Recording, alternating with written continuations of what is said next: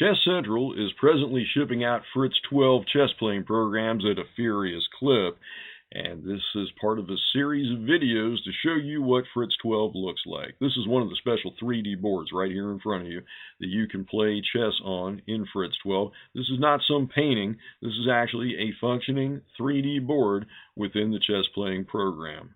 This is the Turk, and if you're not familiar with this character, this is the famous chess-playing automaton of the early 1800s. Of course, it wasn't a real chess-playing computer, but what's interesting to note is that we're not quite sure how the designer managed to make it work. As the Turk would play, he'd actually reach down, pick up a piece, and move it on the chessboard.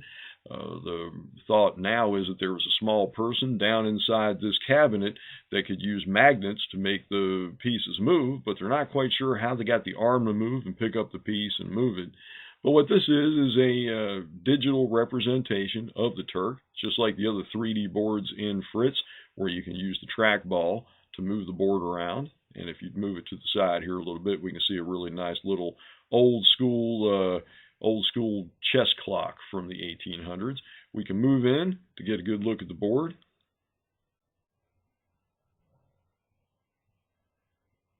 This is running just a little bit slowly. I can assure you it does run quicker than this. It's because I'm running video capture software to give you this look that it's running just a little bit slowly. But we're moving in on the board here a little bit. It's just like the other 3D board where you can move in, move out, tilt the board, rearrange it to suit your own liking, change the angle if you like, again using the trackball. What I've done is loaded a game from the database. Now the Turk will actually play chess against you. You can move the pieces around and the Turk will play. We're going to move in a little bit closer here once I've got the board angled up a little bit. We'll come down just a hair closer, and we'll show you how the Turk actually moves the chess pieces around on the board by stepping through a few moves from this database game. Now we've got it just a little bit closer.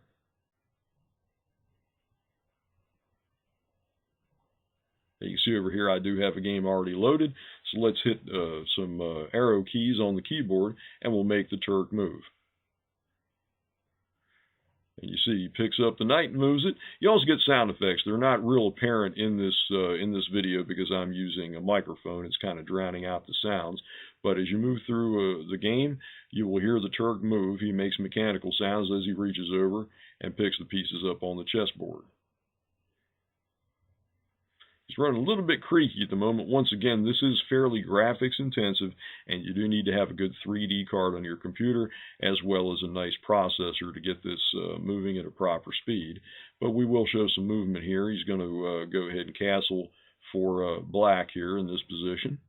And you can see that the Turk actually does move the pieces, picks them up, moves them on the board, and you can play a game against the Turk in Fritz 12.